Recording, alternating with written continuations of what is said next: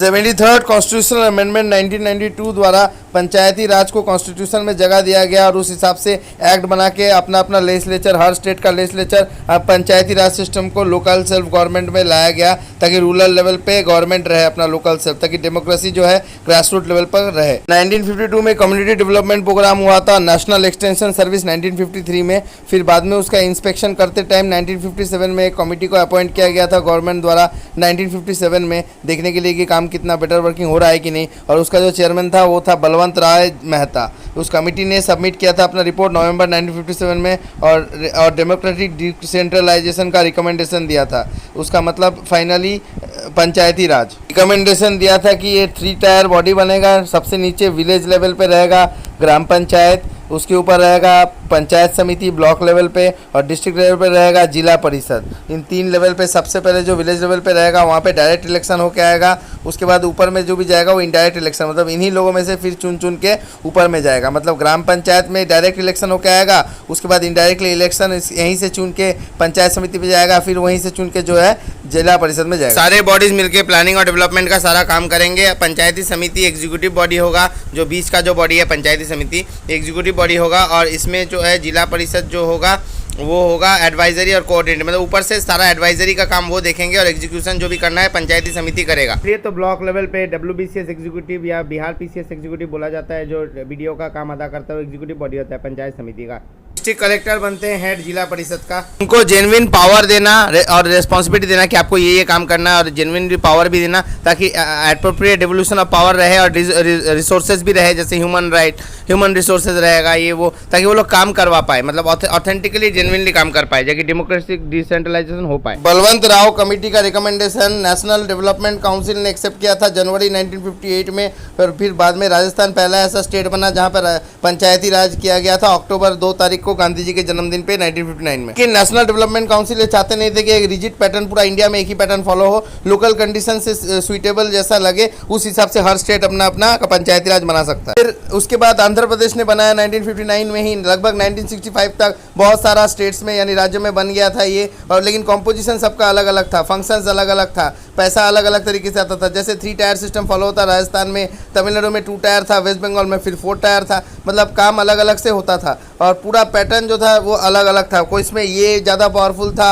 इसमें पंचायती समिति ज़्यादा पावरफुल था, इस तरीके से मतलब यूनिफॉर्म नहीं था टोटल। और कुछ स्टेट्स में नया पंचायत भी बना जिसमें जुडिशियल पंचायत बोला जाता है, छोटा मोटा सिविल और क्रिमिनल केस देखता है, जैसे छोटा मोटा कोई क्राइम हो गया, छोटा मोटा कुछ सिविल केस हो गया, घर बनाने को लेकर ये लेके, उसमें न्याय पंचायत भी कोई स्टेट्स बना। राजस्थान और आंध्र प्रदेश में आप देखेंगे तो पंचायत समिति ज़्यादा पावरफुल है। फिर महाराष्ट्र, गुजरात, क्योंकि बड़ा बड़ा स्टेट है, ये सब इंडस्ट्रियलाइज्ड है, तो वहाँ पे डिस्ट्रिक्ट को ज़्यादा पावर देता है, इसलिए जिला परिषद ज़्यादा पावरफुल। पंचायती राज सिस्टम कैसे काम कर रहा है वो चेक करने के लिए काफ़ी सारा टीम और कमिटीज़ और ग्रुप्स भी बनाया गया था, अपॉइंट किया गया था। 1960 में VR राव कमेटी बना, उस पर committee on rationalisation of panchayat statistics, मतलब कितना स्टैटिस्टिक्स अच्छे से मेंटेन कर रहा है कि नहीं वो देखने के लिए 1960 में कमेटी बना। Working group on panchayat and cooperative 1961 SD Mishra बनाए थे।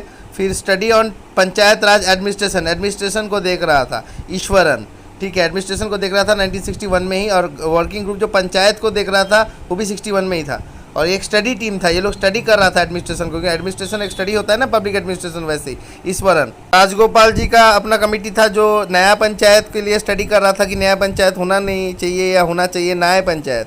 1963 में एक पोजीशन ऑफ ग्राम सभा, मतलब ग्राम सभा का क्या पोजीशन है, दिवाकर स्टडी कर रहा था 1963 में। फिर बजटिंग एंड अकाउंटिंग प्रोसीजर के ऊपर पंचायत का रामाकृष्णन आया। Study team on panchayat Raj finances के शांताराम 1963 में, और उन्होंने फिर इलेक्शंस के ऊपर भी स्टडी किया था 1965 में शांताराम कमेटी ने बाद में करप्शन के ऊपर बहुत सारा रिकमेंडेशन दिया था। ये लगभग 63-65 के टाइम का ही बात है। इलेक्शंस में या फाइनेंसेस में पंचायत में कोई झोलझाल है कि नहीं वो देखते थे। Committee on Panchayati Raj training centre, जो ट्रेनिंग वगैरह जो दिया जाता है पंचायती राज में, जैसे इंग्लिश ट्रेनिंग हो गया या जो वेरियस जो ट्रेनिंग दिया जाता है, तो उसके ऊपर जो कमेटी बना था कि कैसा ट्रेनिंग दिया जा रहा है, वो रामाचंद्रन 1966 स्टडी कंडक्ट कर दिया गया था कि कितना इन्वॉल्वमेंट है कम्युनिटी डेवलपमेंट एजेंसी का और पंचायती राज का, ताकि बेसिक जो लैंड रिफॉर्म्स है उसका इम्प्लीमेंटेशन हो पाए। ये रामानाथन कमेटी था 1969 में। कम्युनिटी डेवलपमेंट के एंड पंचायती राज का क्या वर्किंग ग्रुप एक स्टडी किया था कि फॉर्मुलेशन ऑफ 5 ईयर्स प्लान में उनका क्या रोल है, मतलब वो लोग कैसे फॉर्मुलेट करते हैं। 1972 में हुआ था, रामाकृष्णन आया। 1976 में श्रीमती दया चौबे का एक कमेटी बना था उनका कम्युनिटी डेवलपमेंट और पंचायती राज के ऊपर। पंचायती राज इंस्टीट्यूशन अगर इंडिया में सबसे पहले आया था तो बलवंत कमेटी, राव कमेटी का रिकमेंडेशन से आया था। फिर उसके बाद बहुत सारा उसके ऊपर वर्किंग ग्रुप बोलिए या कमेटी बोलिए, उन लोगों ने सजेशन दिया जो मैंने डिस्कस किया था। उसके बाद फिर एक बड़ा कमेटी आया था जिसको अशोक मेहता कमेटी है, जनता गवर्नमेंट लेके आए थे ताकि वो लोग देखें कि पंचायती राज का जो हालत क्या है, डिक्लाइनिंग हो रहा है। और उन्होंने बहुत सारा रिकमेंडेशन दिया था, 132, ठीक है, 132 रिकमेंडेशन दिया था। वो 1977 में आया था वो कमेटी, और 1978 में अगस्त में रिकमेंडेशन उन्होंने दिया था। उनका मेन रिकमेंडेशन था कि जो 3 टायर जो पंचायती राज है उसको रिप्लेस कर दीजिए, 2 टायर बना दीजिए उसको। जिला परिषद डिस्ट्रिक्ट लेवल पे रहेगा, बिलो इट मंडल पंचायत रहेगा। एक्चुअली 3 टायर सिस्टम बहुत सारे जगह पे था, या 4 टायर सिस्टम करने से बहुत ज़्यादा डिसेंट्रलाइजेशन हो रहा है। तो 2 टायर में रखने से क्या होगा कि डायरेक्ट रिस्पॉन्सिबिलिटी रहेगा, और डिस्ट्रिक्ट का फर्स्ट पॉइंट ऑफ डिसेंट्रलाइजेशन होगा वही जिला परिषद। और मंडल पंचायत में बहुत सारा गांव रहेगा, करीबन 15 से 20 हज़ार लोग उसी में रहेंगे मंडल पंचायत। लेकिन वो फर्स्ट पॉइंट ऑफ डिसेंट्रलाइजेशन फिर जिला परिषद हो जाएगा, और जिला परिषद को ही एग्जीक्यूटिव बॉडी बना दीजिए, वही सारा काम काज करेगा। और मंडल पंचायत एंड मेड प्लानिंग वगैरह सारा जो डिस्ट्रिक्ट लेवल पे, सब डिस्ट्रिक्ट लेवल पे प्लानिंग होगा, और मंडल पंचायत जो है उसके अंडर में रहेगा, लेकिन एग्जीक्यूटिव सारा काम जिला परिषद करेगा। इसके हर लेवल में बीजेपी या कांग्रेस जो भी पॉलिटिकल पार्टी से वो लोग पार्टिसिपेट करेगा, जो भी लेवल रहेगा। और कंपलसरी पावर्स भी रहेगा कि वो लोग टैक्स भी कलेक्शन कर पाए हर तरफ से, फाइनेंशियल रिसोर्स को मोबिलाइज करने के लिए। और सोशल ऑडिट भी होगा कि पैसा कहाँ पे जा रहा है, एक्चुअली में वनरेबल और सोशल इकोनॉमिक ग्रुप के ऊपर खर्चा हो रहा है कि नहीं, एक्चुअली कहाँ पे खर्चा हो रहा है। और स्टेट गवर्नमेंट सुपरसीड नहीं करेगा पंचायत को, इंस्टीट्यूशन को, मतलब ज़्यादा दखलंदाजी नहीं करेगा। ऐसा नहीं है कि स्टेट गवर्नमेंट का पपेट हो और उसी हिसाब से काम करे। 6 महीने के अंदर फेयर इलेक्शन करवाना पड़ता है। न्याय पंचायत और डेवलपमेंट पंचायत दोनों को अलग किया गया है। न्याय पंचायत में सिर्फ न्याय का काम होगा, जुडिशरी का काम होगा। डेवलपमेंट का सारा काम जिला परिषद करवाएगा। जिला परिषद में सारा पावर ट्रांसफर किया जाएगा, डेवलपमेंट स्टाफ दिया जाएगा, और उसी के कंट्रोल और सुपरविजन में सारा काम होगा। कुछ वॉलंटरी एजेंसीज भी एक इंपॉर्टेंट रोल अदा करेंगे, जो सपोर्ट करेंगे ताकि लोग अच्छे से पंचायती राज में काम कर पाए। महीना बाद इलेक्शन होगा, और इसमें चीफ इलेक्टोरल ऑफिसर जो रहेगा वो कंसल्ट करेगा चीफ इलेक्शन कमिश्नर को, उसके बाद ऑर्गेनाइज करेगा और कंडक्ट करेगा इलेक्शन। GVK राव कमेटी जो रूरल डेवलपमेंट देखने के लिए आया था कि एडमिनिस्ट्रेटिव अरेंजमेंट कैसा किया गया है, एडमिनिस्ट्रेशन कैसा चला रहा है, रूरल डेवलपमेंट कैसा हो पा रहा है, और पॉवर्टी एलिवेशन प्रोग्राम्स को भी देखने के लिए एडमिनिस्ट्रेशन कैसा चल रहा है, एडमिनिस्ट्रेशन कैसे ये दोनों कैरी आउट कर रहा है। और उन्होंने अपने चेयरमैनशिप के अंडर में फाइनली प्लानिंग कमीशन उसको 1985 में लाए थे, और उन्होंने कंक्लूड किया कि डेवलपमेंट प्रोसेस जो है वो ब्यूरोक्रेटाइज्ड हो रहा है, यहाँ पे डाइवर्स हो रहा है पंचायती राज का, यहाँ पे बहुत ज़्यादा रोल नहीं है, ब्यूरोक्रेटाइजेशन ही बहुत ज़्यादा हो रहा है। डेवलपमेंट में, एडमिनिस्ट्रेशन में बहुत ज़्यादा ब्यूरोक्रेटाइजेशन हो रहा है, डेमोक्रेटाइजेशन वीक हो गया है, और ग्रास रूट नहीं है, अभी ग्रास विदाउट रूट चल रहा है। एंड द रिकमेंडेशन भी दिया था उसने कि स्ट्रेंथन करे और रिवाइटलाइज करे पंचायती राज को। डिस्ट्रिक्ट लेवल का जो बॉडी होगा, जैसे जिला परिषद है, उसको बहुत ज़्यादा इंपॉर्टेंट कर दीजिए, लेकिन उसको मैनेजर बनाइए। देखिए, डिस्ट्रिक्ट एक प्रॉपर यूनिट होता है प्लानिंग के लिए, डेवलपमेंट के लिए, लेकिन जिला परिषद जो है वो प्रिंसिपल बॉडी होना चाहिए मैनेजमेंट के लिए, ताकि सारा डेवलपमेंट प्रोग्राम मैनेज हो पाए। मतलब डिस्ट्रिक्ट जिला परिषद should be the manager, not the bureaucracy. And इसमें एक स्पेशल एक ऑर्गेनाइजेशन बनाया जाए और छोटा डिस्ट्रिक्ट लेवल प्लानिंग यूनिट बनाया जाए, इसके जो जिला परिषद के अंडर में काम करेगा, और टोटल ओवरऑल मैनेजमेंट जो है वो जिला परिषद करेगा। प्लानिंग फंक्शन जो है स्टेट लेवल पे जो भी हो रहा है वो ट्रांसफ़र किया जाएगा डिस्ट्रिक्ट लेवल प्लानिंग यूनिट को, और ये district level planning unit district level planning करेगा। और एक पोस्ट क्रिएट किया जाएगा डिस्ट्रिक्ट डेवलपमेंट कमिश्नर का, जो अलग से एक चीफ एग्जीक्यूटिव ऑफ जिला परिषद का भी काम करेगा, और ये जो है डेवलपमेंट डिपार्टमेंट्स को सारा कंट्रोल करेगा, सारा डेवलपमेंट डिपार्टमेंट का चार्ज ले। डिस्ट्रिक्ट डेवलपमेंट कमीशन का स्पेशल पोस्ट से, कमिश्नर के पोस्ट से ही डिस्ट्रिक्ट यूनिट्स जो है वो कंट्रोल किया जाएगा, वो CEO की तरह भी काम करेंगे। रेगुलर इलेक्शन नहीं हो रहा था, इसलिए रिकमेंडेशन दिया कि रेगुलर इलेक्शन करवाइए। 11 स्टेट्स में अभी भी ओवरड्यू हो गया है, टाइमली इलेक्शन नहीं हो रहा है। तो कमेटी जो है decentralise system of field administration के ऊपर ज़्यादा ध्यान दिया था। प्लानिंग में पंचायती राज का रोल और लोकल गवर्नमेंट में बहुत इंपॉर्टेंस दिया गया था।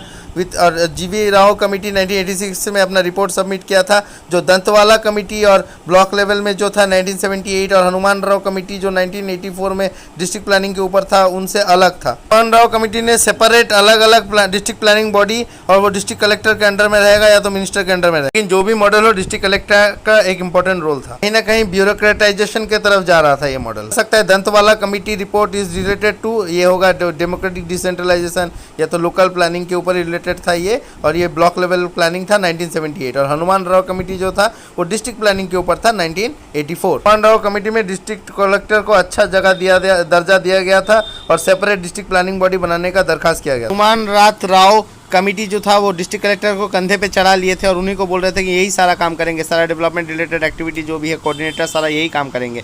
लेकिन बाकी में क्या है, कंधे में नहीं चढ़ाए थे, हनुमान जी थे तो जो भी है तो उन्होंने ऊपर उठा रखा था। लेकिन ये लोग जो थे बाकी में, जैसे बलवंत राव कमेटी हो गया, administrative reform committee, Ashok Mehta ji के भी, इन लोगों ने ब्यूरोक्रेटाइजेशन को बहुत ज़्यादा अनमोल नहीं दिया था। Development role of district collector को कम कर दिया था कि उनको डेवलपमेंट में ज़्यादा मत रखिए, क्योंकि ये एक मेजर रोल है पंचायती राज डेवलपमेंट एडमिनिस्ट्रेशन में, इनको मत रखिए, ये उनको ब्यूरोक्रेटाइजेशन को कम कीजिए। पंचायती राज सिस्टम ठीक से काम नहीं कर रहा था, इसलिए 1986 में राजीव गांधी जी ने एक नया revitalisation of Panchayati Raj institution ताकि उनको रिवाइटलाइज किया जाए और डेवलपमेंट कर पाया जाए। डेमोक्रेसी एंड डेवलपमेंट के ऊपर एल एम सिंघवी कमेटी को लाया गया था ताकि वो लोग रिकमेंडेशन दे पाए। पंचायती राज कमिटीज जैसे बैग्स याद रखिएगा, बी से बलवंत, ए से अशोक मेहता 1977 में, फिर जी से है आपका GKV राव कमेटी 1985, एस से है आपका सिंघवी कमेटी 1986 राजीव गांधी जी के टाइम में, और बीच से काटिएगा एच मतलब आपका दोनों के बीच से यहाँ पे दो, एच मतलब हनुमान राव कमेटी, ये 1984 में ऑर्डर में पूछ सकता है एग्जामिनेशन। सिंघवी कमेटी 1986 में रिकमेंडेशन दिया था कि पंचायती राज को कॉन्स्टिट्यूशनल स्टेटस दीजिए, रिकॉग्नाइज कीजिए और एक नया चैप्टर ऐड कीजिए कॉन्स्टिट्यूशन में ताकि वो पावरफुल हो पाए। क्लस्टर ऑफ विलेज के लिए एक ही न्याय पंचायत रख दीजिएगा, जैसे सिंह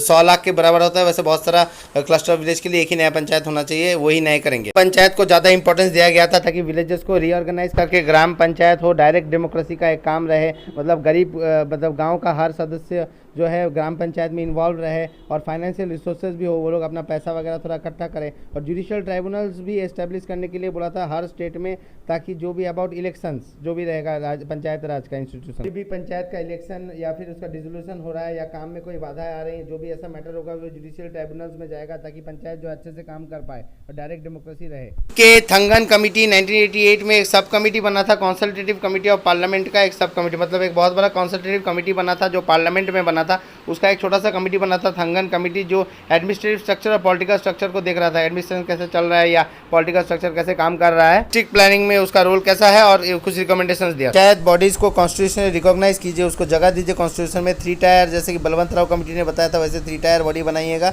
और ये पाइवट जो पंचायती राज का जो मेन रहेगा वो आपका जिला परिषद से ही काम करेगा, प्लानिंग एंड डेवलपमेंट सारा वहीं से होगा, और पंचायती राज फिक्स टेन्योर के लिए होगा 5 साल। बाई चांस बीच में कुछ प्रॉब्लम हुआ तो 6 महीने के अंदर में फिर super session of a body हो जाएगा, मतलब मैक्सिमम 6 महीने के अंदर फिर से नया पंचायत का गठन किया जाएगा। जो भी सब्जेक्ट रहेगा पंचायती राज का वो भी कॉन्स्टिट्यूशन में इनकॉर्पोरेट किया जाएगा, कॉन्स्टिट्यूशन में लिखा जाएगा जैसे ये काम पंचायत करेगा, एकदम क्लियरली डिफाइंड रहेगा। और रिजर्वेशन रहेगा 3 टायर सिस्टम में पॉपुलेशन के बेसिस पे वुमेन के लिए। और प्लानिंग एंड कोऑर्डिनेशन कमेटी बनेगा जिसमें जो जिला परिषद के जो प्रेसिडेंट्स रहेंगे वो उसका मेंबर रहेगा, और उसका चेयरमैन जो रहेगा एक मिनिस्टर रहेंगे, जो प्लानिंग का जो स्टेट लेवल पे रहते हैं वही रहेंगे। स्टेट कलेक्टर रहेंगे सीई ऑफ जिला परिषद, और एक स्टेट फाइनेंस कमीशन रहेगा जो देखेगा डेवल्यूशन ऑफ फाइनेंसेस कैसे हो रहा है। 1988 में गैडगिल कमेटी आया कांग्रेस पार्टी के अंडर में, और ये पंचायती राज को और ज़्यादा बेस्ट एंड इफेक्टिव बनाना चाहता था। How can it be made best and effective, और इसके लिए कमेटी ने कुछ रिकमेंडेशन दिया। पहले कॉन्स्टिट्यूशनल स्टेटस देने का बात कर दिया गया था, तो कॉन्स्टिट्यूशनल स्टेटस कौन सा कमेटी में बताया गया था पंचायती राज को कॉन्स्टिट्यूशनल स्टेटस देने के लिए? 86 में सिंघवी कमेटी, 88 में थंगन, और फिर गैडगिल। कहीं राजीव गांधी के टाइम से ही सिंघवी कमेटी के अपॉइंटमेंट के बाद से कॉन्स्टिट्यूशन स्टेटस देने का बात चल ही रहा था, देखा जाए तो जोरों तोरों से। गैडगिल ने भी 3 टायर सिस्टम बताया, जैसे थंगन कमेटी ने बताया था या तो एकदम बलवंत राव कमेटी ने बताया था। फिर should be fixed at 5 years, इन्होंने भी 5 साल बताया, और 3 levels should be directly elected, तीनों लेवल पे डायरेक्ट इलेक्टेड। ये थंगन कमेटी और गैडगिल कमेटी दोनों ने वुमेन के लिए अलग से रिजर्वेशन करने का बात भी किया है, और साथ ही साथ SC ST का रिजर्वेशन तो था ही पॉपुलेशन के बेसिस पे। देखिएगा दोनों में ही 3 टायर है और दोनों में ही SC ST और वुमेन है। 3 tier equals to SC ST women की कॉन्स्टिट्यूशन में स्टेटस देने का बात किया है, तो कॉन्स्टिट्यूशन में एक लिस्ट लिखा रहेगा, उस लिस्ट के अनुसार ही वो प्लान बनाएगा। कॉन्स्टिट्यूशन में एक लिस्ट बनाया गया है पंचायत का, म्यूनिसिपैलिटीज का 18 सब्जेक्ट 12 सब्जेक्ट से दिया रहता है, तो वैसे शेड्यूल के अनुसार में हमारा शेड्यूल में 11 और 12 में दिया गया है। डायरेक्टली इलेक्टेड रिप्रेजेंटेटिव रहेंगे, ये अपने अनुसार प्लान वगैरह भी बनाएंगे अपने अपने अनुसार, और जो भी लिस्ट में दिया हुआ रहेगा उस सब्जेक्ट्स के ऊपर प्लान बनाएंगे और टैक्स कलेक्शन करेंगे, डायरेक्ट टैक्स कलेक्शन करके उसके ऊपर काम करेंगे, इंप्लीमेंटेशन करेंगे। लेकिन इसको फिर देखने के लिए फाइनेंस कमीशन रहेगा, स्टेट फाइनेंस कमीशन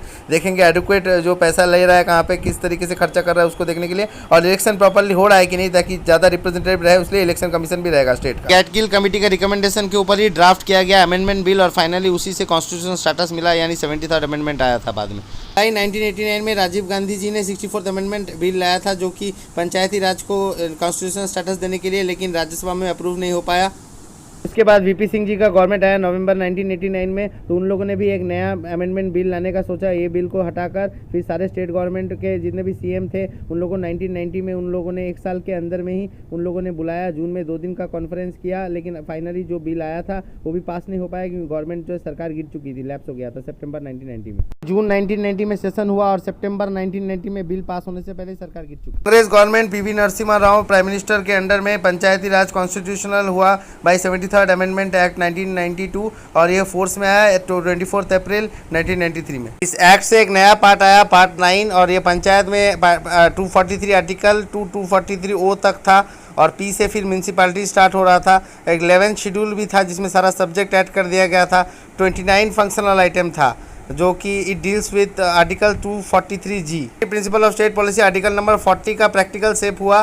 पहली बार ऑर्गेनाइज हुआ village panchayat with such powers and authority as may necessary to enable them as units of self government, मतलब सेल्फ गवर्नमेंट के हिसाब से उसको पावर एंड रिस्पॉन्सिबिलिटी दिया जाए। एसपी के टाइम में वो नॉन जस्टिसेबल था, लेकिन अभी वो जस्टिसेबल पार्ट में इंक्लूड कर दिया गया। स्टेट गवर्नमेंट के इच्छा अनुसार कुछ भी नहीं होगा, कॉन्स्टिट्यूशन में जैसा लिखा गया है उसी तरीके से स्टेट गवर्नमेंट को, लोकल सेल्फ गवर्नमेंट को हमेशा 5 साल के अंतर में इस तरीके से लाना पड़ेगा। ये सब्जेक्ट पे वो लोग काम करने देगा। मतलब देखा जाए तो कॉन्स्टिट्यूशनल स्टेटस देना मतलब स्टेट गवर्नमेंट के हाथ से निकल जाना और कॉन्स्टिट्यूशन में एक उनको भी एक अलग से ग्रांट देना कि ऐसा भी एक गवर्नमेंट होना चाहिए कॉन्स्टिट्यूशन के अनुसार। मतलब स्टेट गवर्नमेंट का कोई पावर नहीं है, जब मर्जी बनाए नहीं बनाए। पहले जैसे दिया गया था बलवंत राव कमेटी में कुछ स्टेट गवर्नमेंट बनाया, अपने हिसाब से बनाया, जो भी किया, ऐसा नहीं है। कॉन्स्टिट्यूशन में दिया गया है मतलब उनके अनुसार ही काम करना पड़ेगा, एक यूनिफॉर्मिटी आएगा पूरा देश में। ऐसा भी नहीं था कि सारा कंपलसरी था, कुछ कुछ प्रोविजंस वॉलेंटरी था, मतलब कुछ कुछ मैंडेटरी था, कंपलसरी था, जो ये आपको स्टेट लॉ में रखना ही पड़ेगा। जब स्टेट गवर्नमेंट एक्ट बना रहा है पंचायत एक्ट, तो कुछ कुछ कंपलसरी या मैंडेटरी पार्ट था और कुछ कुछ डिस्क्रिशनरी वॉलेंटरी था, मतलब रख भी सकता है नहीं भी रख सकता है,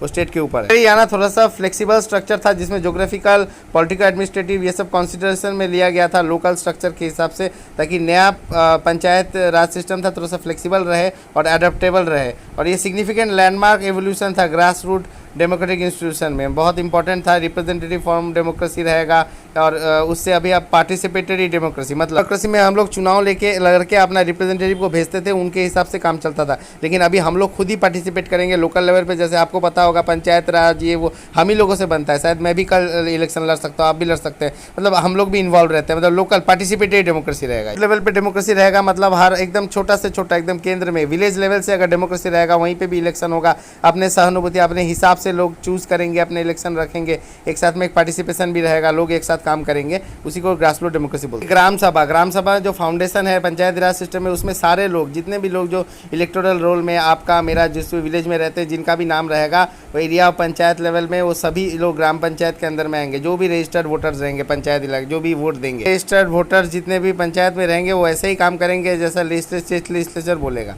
ये इतना बड़ा बॉडी है कि इसके ऊपर डायरेक्शन देना सेंटर का पॉसिबिलिटी नहीं है, तो स्टेट लेजिस्लेचर विलेज लेवल पे जाकर डायरेक्शन देंगे, आप ये काम करेंगे वो करेंगे, मतलब सबको एक तरह से पार्टिसिपेटरी डेमोक्रेसी में रखना।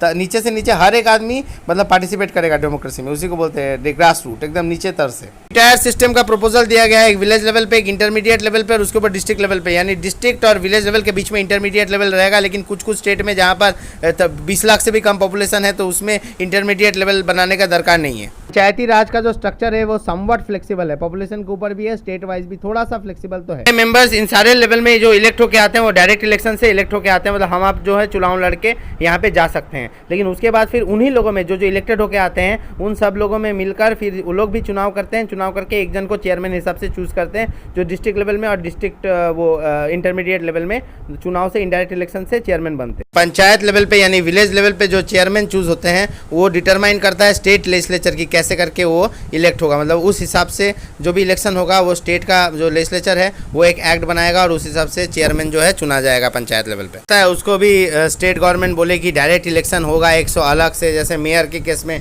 अलग से अभी बोल रहा है डायरेक्ट इलेक्शन होगा, वैसे पंचायती के केस में भी अलग से डायरेक्ट इलेक्शन करके भी अगर स्टेट गवर्नमेंट चाहे तो करवा सकता है उस तरीके से इलेक्शन। कि दोनों में इंटरमीडिएट और डिस्ट्रिक्ट लेवल पे इनडायरेक्ट इलेक्शन ही होता है। SC ST को भी रिजर्वेशन देना पड़ता है, उतना पॉपुलेशन जितना, अगर 50% SC रहेगा तो 50% देना पड़ता है। ST का फिर अगर कम रहा, किसी स्टेट में अगर एसटी रहा ही नहीं 0% तो 0% ही मिलेगा उनको, मतलब पॉपुलेशन के बेसिस पे उनको रिजर्वेशन मिलता है। और वुमेन को है 1/3 मिलता है, मतलब हर 3 सीट में एक वुमेन का रहेगा और उसमें SC ST वगैरह कुछ भी रह सकता है। वुमेन SC हो गया तो एक साथ में वो पॉपुलेशन के परसेंटेज में आ गया, मतलब ओवरलैपिंग नहीं होगा, SC अलग मेल ही होगा ऐसा नहीं है, SC वुमेन भी हो सकता है। टोटल जितना भी चेयरमैन का सीट रहता है उसमें से 1/3 सीट वुमेन को मिलना चाहिए। सपोजिंग डिस्ट्रिक्ट लेवल पे 3 सीट है, इंटरमीडिएट पे 3 सीट है, विलेज लेवल पे 3 सीट है, तो कम से कम हर लेवल पे एक एक सीट वुमेन को मिलना चाहिए, मतलब 1/3 प्रोपोर्शनली वुमेन को मिलना चाहिए। एक्ट स्टेट लेजिस्लेचर को पावर देता है कि कुछ कुछ सीट वो SC ST या बैकवर्ड क्लास के लिए रिजर्व कर सके। स्टेट लेजिस्लेचर प्रॉपर एक्ट बना के, जैसे ये देखिए ये सीट और ये सब सीट जो है OBC या ST ST को दे सकती है। SC ST जो है यूनिफॉर्मली रिप्रेजेंटेड नहीं है, किसी स्टेट में SC ज़्यादा है, किसी स्टेट में SC कम है।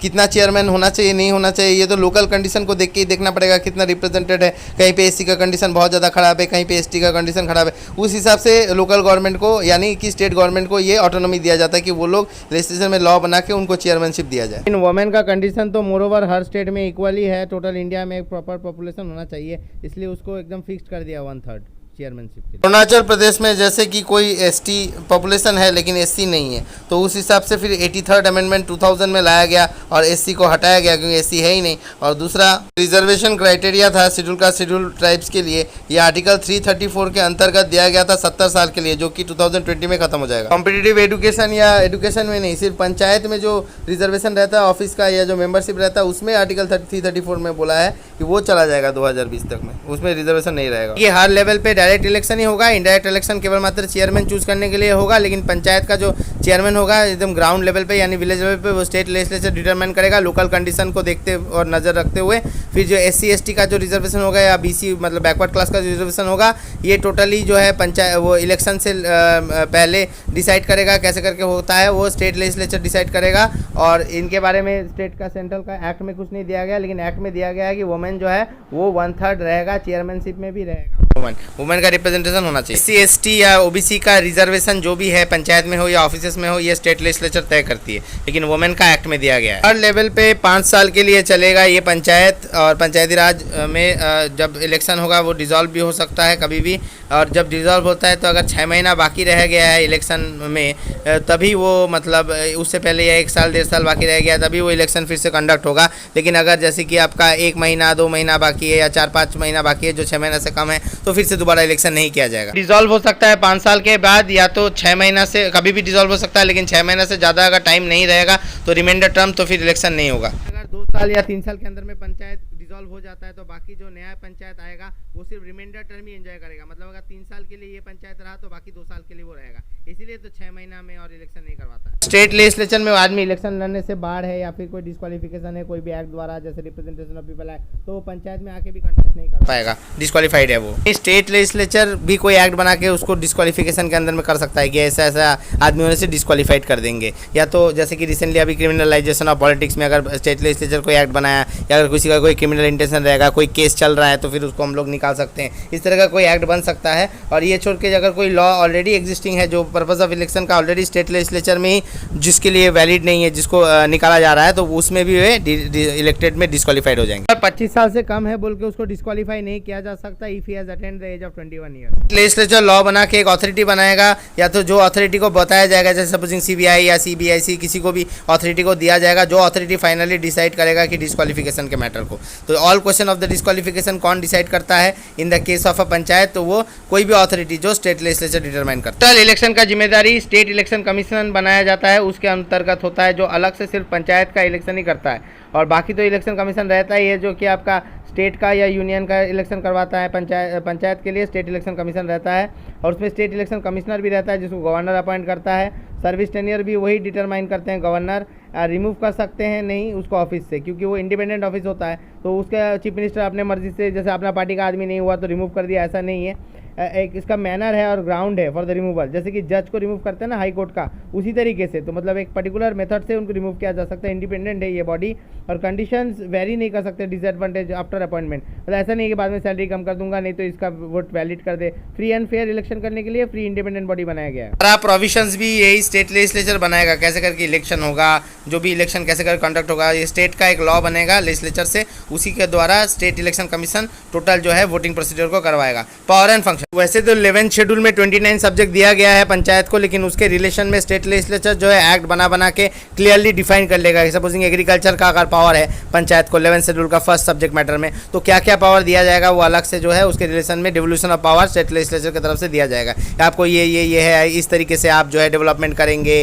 जैसे कि सोशियो इकोनॉमिक डेवलपमेंट करेंगे या इकोनॉमिक डेवलपमेंट के लिए इस तरीके से प्लान लेंगे, ये प्लान आप लेंगे और इस तरीके से उसका इंप्लीमेंटेशन करेंगे। तो इस तरह का प्लान रहेगा ताकि वो लोग इफेक्टिव प्लानिंग भी कर पाए अपने हिसाब से और फिर उसका इंप्लीमेंटेशन भी कर पाए कि अच्छे से उसका मतलब कार्यकारी कर पाए। तो 11th शेड्यूल का पावर छोड़ के भी स्टेट लेजिस्लेचर को एक्स्ट्रा पावर दे सकते हैं सोशल एम्पावरमेंट के लिए या सोशल जस्टिस के लिए या इकोनॉमिक डेवलपमेंट के लिए। कोई अगर कोई स्कीम इंप्लीमेंटेशन कर रहे हैं कोई स्पेशल, तो उसके लिए कोई स्पेशल पावर भी दे सकते हैं कि ये स्कीम जो है आप इस तरीके से इसको पालन करेंगे। जैसे ग्राम सड़क योजना के लिए टोटली पंचायत को ये कर दिया। कोविड-19 का कोई स्कीम आया उसमें इन लोगों को एक एक्ट द्वारा इनको एम्पावर कर दिया गया कि आप लोग इसको देखेंगे। स्टेट लेजिस्लेचर फाइनेंसेस के मामले में पंचायत को अथॉरिटी देगा, ऑथराइज करेगा कि आप चाहे तो ये टैक्स टॉल्स खरीद ले सकते हैं। जैसे एंटरटेनमेंट टैक्स आप लीजिए या तो ये टैक्स आप ड्यूटीज़ लीजिए, घर का हाउस टैक्स आप लीजिए, ये फ़ीस आप कलेक्ट कीजिए, जैसे ट्रेड लाइसेंस का फ़ीस आप कलेक्ट कीजिए। इस तरह का अथॉरिटी दे देता है और कुछ काम असाइन भी करता है। जैसे ये असाइनमेंट आपको दे रहा हूँ, आप ये काम मेरे लिए करके दीजिए, उसको असाइन करता है कि आप जो मेरे टैक्स कलेक्शन मेरा रिस्पॉन्सिबिलिटी था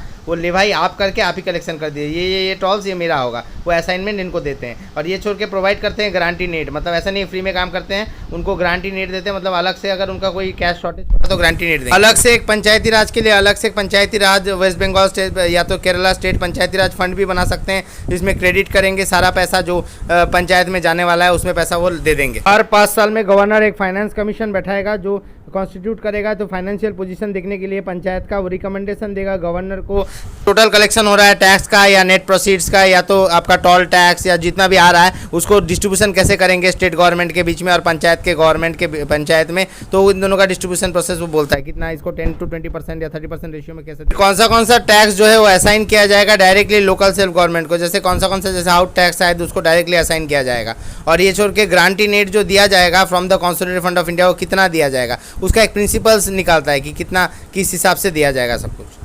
रिजल्ट्स बताएगा how to improve the financial position of the panchayat. और गवर्नर अगर कोई काम देगा एनी अदर मैटर जो इंटरेस्ट ऑफ साउंड फाइनेंस होगा फॉर द पंचायत वो काम करेगा। स्टेट लेजिस्लेचर भी चाहे तो पोजीशन बता सकता है ये टोटल स्टेट जो फाइनेंस कमीशन होगा उसका क्या क्या क्वालिफिकेशन चाहिए, जैसे इकोनॉमिस्ट होना चाहिए या कोई चार्टर अकाउंटेंट होना चाहिए, ऐसा क्वालिफिकेशन बता सकता है। और कैसा मैनर में इनका सिलेक्शन होना चाहिए, नॉमिनेटेड होगा या कोई इंटरव्यू प्रोसीडियर होगा। तो स्टेट लेजिस्लेचर चाहे तो कॉम्पोजिशन बता सकता है फाइनेंस कमीशन का। स्टेट फाइनेंस कमीशन का रिपोर्ट और क्या क्या एक्शन लिया गया है उसमें एक्शन टेकन रिपोर्ट लेकर गवर्नर जो है इसको प्लेस करते हैं बिफोर द स्टेट लेजिस्लेचर, ताकि एक अकाउंटेबिलिटी रहे क्या एक्शन लिया गया है, गवर्नमेंट ने क्या लिया नहीं है उस बारे में। सेंट्रल फाइनेंस कमीशन जो प्रेसिडेंट अपॉइंट करते हैं वो लोग फिर सजेशन करते हैं इन्हीं के रिपोर्ट या रिकमेंडेशन के बेसिस पे कि इस तरीके से आप अपना कॉन्सोलिडेटेड फंड ऑफ स्टेट को मतलब ऑगमेंट कीजिए, मतलब और ज़्यादा पैसा इसमें लाइए ताकि आप लोग जो है पंचायत को ज़्यादा पैसा दे पाए। तो वो लोग रिपोर्ट देते हैं कि पंचायत चाहे तो ऐसा ऐसा करके यहाँ से पैसा होना चाहिए, इतना पैसा पंचायत को यहाँ से मिलना चाहिए, यहाँ से ये टैक्स कलेक्शन करना चाहिए। तो उसके रिपोर्ट के ऊपर ही यहाँ पर जो है ये लोग सजेशन देते हैं कि नहीं चलिए फिर आप ऐसा कीजिए तो जाके आपका जो है स्टेट का कॉन्सोलिडेटेड फंड में भी पैसा आ जाएगा और आप इसको जो है डिस्ट्रीब्यूट भी कर पाएंगे। तो इन्हीं के रिपोर्ट के बेसिस के ऊपर सेंट्रल फाइनेंस कमीशन काम करते हैं measures to augment the consolidated fund of the state on the basis of the report of the state finance commission. State legislature अगर चाहे तो वो मेंटेनेंस ऑफ अकाउंट्स के लिए पंचायत में वो देख सकता है कि किस तरीके से अकाउंट मेंटेन हो रहा है नहीं हो रहा है, कितना पैसा कहाँ पे खर्चा हो रहा है, और उसके बाद उसको ऑडिटिंग भी करवा सकता है, उसका भी प्रोविजन कर सकता है ऑडिटिंग। लेकिन जनरली अगर वो अपना ही पार्टी का हो तो शायद नहीं भी कर सकता है। देखिए में लिखा हुआ है तो चाहे तो जैसे अपना ही पार्टी का हो तो नहीं करेगा उतना ज़्यादा, लेकिन अगर कोई और पार्टी का पंचायत बनता है तो शायद उसके ऊपर ये लोग जो है प्रोविजन ऐड कर देगा मेंटेनेंस ऑफ अकाउंट्स का। ऑडिटिंग का अगर प्रोविजन लाएगा तो हर पंचायत पे अप्लाई होगा, ऐसा नहीं कि कुछ कुछ में होगा कुछ कुछ में नहीं होगा, सारे पंचायत में फिर ऑडिट कैरी कर किया जाएगा। ये कि स्टेट पे तो चलिए ये लगेगा, लेकिन क्या ये यूनियन टेरिटरी पे एप्लीकेबल है तो हाँ है, लेकिन प्रेसिडेंट अगर डायरेक्शन देगा तो भी the president may direct that this would apply to a union territory. अगर प्रेसिडेंट डायरेक्शन नहीं देगा तो नहीं होगा, लेकिन सब्जेक्ट टू सच एग्जेम्पशंस और मॉडिफिकेशन वो चाहे तो वो स्पेसिफाई कर सकता है कि नहीं ये नहीं लगेगा और ये लगेगा, सारा जो लगेगा जरूरी नहीं है। एक्ट फिर हर स्टेट में एप्लीकेबल नहीं है। जैसे नॉर्थ ईस्ट में आपका नागालैंड, मेघालय, मिजोरम, ये तीनों में एप्लीकेबल नहीं है। फिर मणिपुर में जो हिल एरियाज है वहाँ पे नहीं है। फिर वेस्ट बंगाल का जो दार्जिलिंग डिस्ट्रिक्ट है जो गोरखा टेरिटोरियल हिल काउंसिल के अंडर आता है वो उसमें नहीं है। गवर्नमेंट चाहे तो इस पार्ट को जो है शेड्यूल एरियाज और ट्राइबल एरियाज में लगा भी सकता है, कुछ एग्जाम्पशन या मॉडिफिकेशन करके वो सब एरियाज में इसको अप्लाई कर सकता है। शेड्यूल एरिया में आने के लिए पंचायत ने अलग से एक्ट बनाया है, पेशा एक्ट, जो panchayat extension to schedule areas act 1996। Act के आने के साथ ही साथ जरूरी नहीं है कि आप अप्लाई करें। 1 साल तक का टाइम दिया जाता है। 1 साल के अंदर from the commencement of the act चाहे तो हर स्टेट जो है नया पंचायती राज सिस्टम को अडॉप्ट कर सकता है, लेकिन 1 साल के अंतर्गत विद इन फ्रॉम द 24 अप्रैल 1993 जहाँ से ये कमेंसमेंट हुआ था ये एक्ट। और देखिए आया था 1992 में, लेकिन कमेंसमेंट हुआ था 1993 24 अप्रैल। और ऑल पंचायत जो इमीडिएटली इससे पहले जो ऑलरेडी आ चुका था, पहले से कर रहा था, वो shall continue till the expiry of the term unless dissolve. मतलब अगर स्टेट लेजिस्लेचर चाहे तो उसको डिजॉल्व कर सकता है, नहीं तो वो कंटिन्यू करेगा जब तक उसका टर्म खत्म नहीं होता। जब टर्म खत्म होगा तभी जाके ये नया जो एक्ट लगेगा और नया एक्ट अनुसार वो नया पंचायत बनेगा। हर एक स्टेट अपना पंचायती राज एक्ट बनाएगा 1993 के ऑनवर्ड से, और हिसाब से वो accordance with 73rd constitution amendment 1992 के हिसाब से हर एक स्टेट अपना अपना एक्ट बनाएगा। कोर्ट का कोई भी इंटरफेरेंस नहीं होगा, वेदर ये लॉ वैलिड है कि नहीं, इस तरीके से होना चाहिए कि नहीं, कितना सीट कहाँ पे रहेगा। जैसे कोई डिलिमिटेशन कॉन्स्टिट्यूंसी हुआ,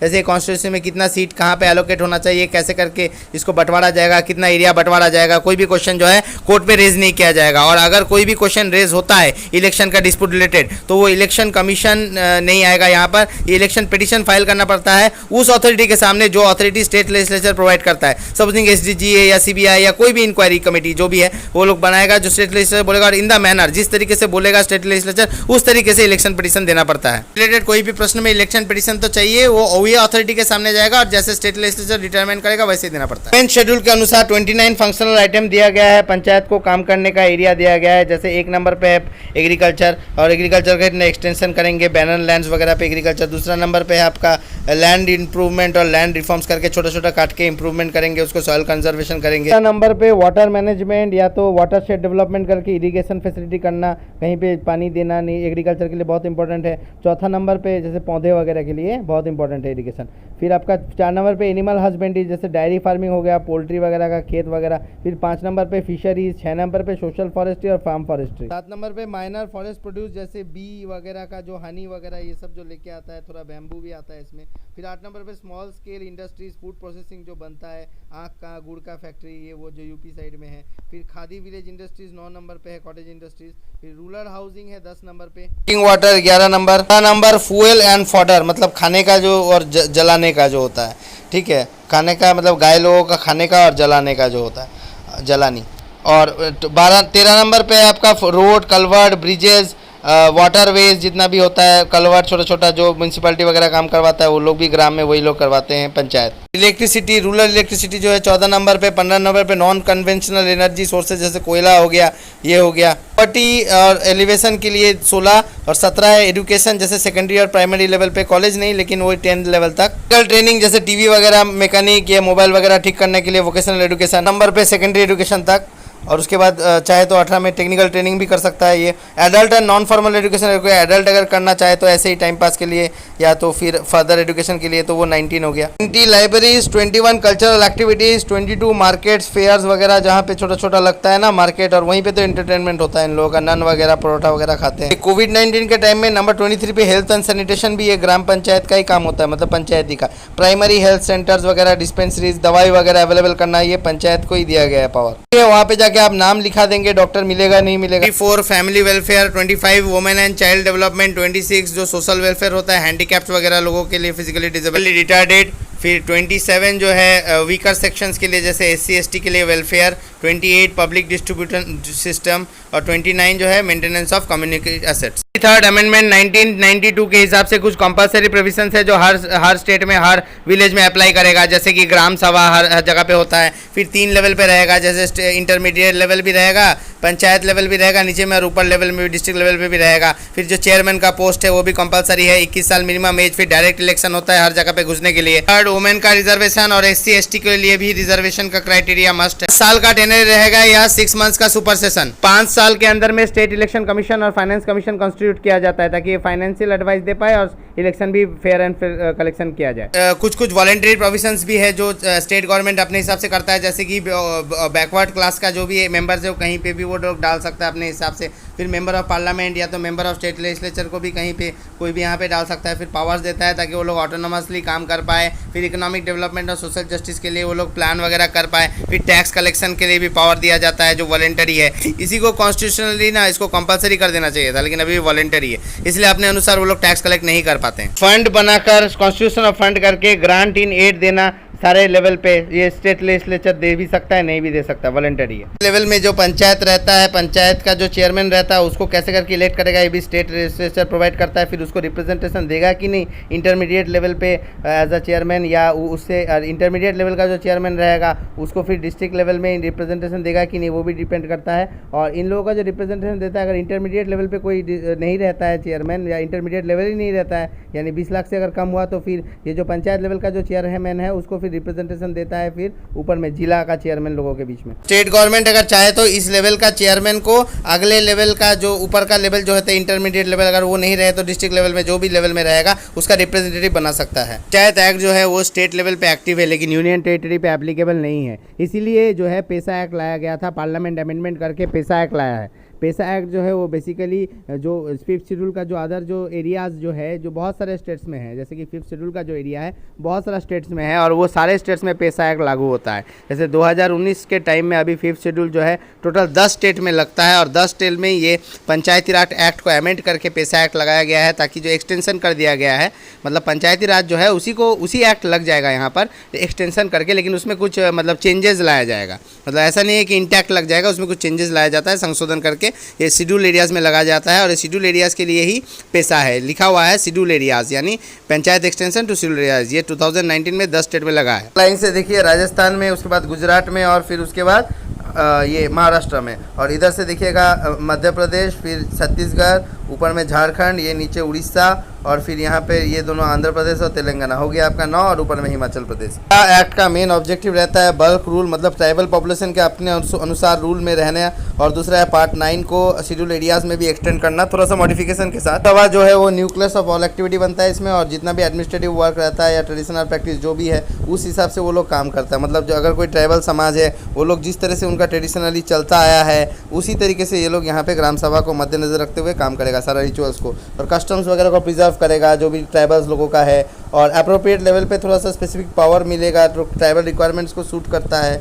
और पंचायत लेवल काम होगा ग्राम सभा पे, और जो भी ऊपर का लेवल का होगा पंचायत लेवल से जो हायर लेवल है वो लोग इंटरफेयर नहीं करेगा ये लोअर लेवल। एक्ट जो है वो बताता है कि स्टेट जो लेजिस्लेचर से जो एक्ट निकलेगा वो कस्टमरी लॉ को और जो भी उनका सोशल नॉर्म्स है, जो भी ट्राइब्स का जो मेंटेनेंस जो प्रैक्टिस है उनके हिसाब से उनके लॉ के अनुजाई बनेगा। और विलेज जो होगा उसमें हैमलेट जो उनको मेंटेन कर रहा है, ऐसा नहीं कि विलेज मतलब है गाँव होगा, उसमें अगर कोई ट्राइबल लोग कुछ एक साथ में हैमलेट फॉर्म करके या ग्रुप ऑफ हैमलेट बन के कुछ कहीं पे हैबिटेशन में रह रहे हैं उसको भी विलेज बोला जा सकता है। ये हर एक विलेज का एक ग्राम सभा होगा, ग्राम सभा में वो सारे इलेक्टोरल रोल जिनका नाम दिया गया है पंचायत में जो वोट के लिए उन्हीं का नाम वही रहेगा, उसी को ग्राम सभा बोला जाएगा। ग्राम सभा शैल बी कॉम्पिटेंट, तो वो सेफगार्ड करेगा tradition and custom of the people, उनका कल्चरल आइडेंटिटी को, अगर वो कोई एक का या कोई भी अदर ट्राइबल कम्युनिटी से उसका कस्टमरी मोड को इस चीज़ को, और हर एक ग्राम सभा में जो है वो प्लान को अप्रूव करेगा, प्रोग्राम को अप्रूव करेगा, किस तरह से इकोनॉमिकल डेवलपमेंट होगा, वो जितना भी प्रोजेक्ट्स वगैरह बनेगा वो ग्राम सभा अप्रूव करेगा।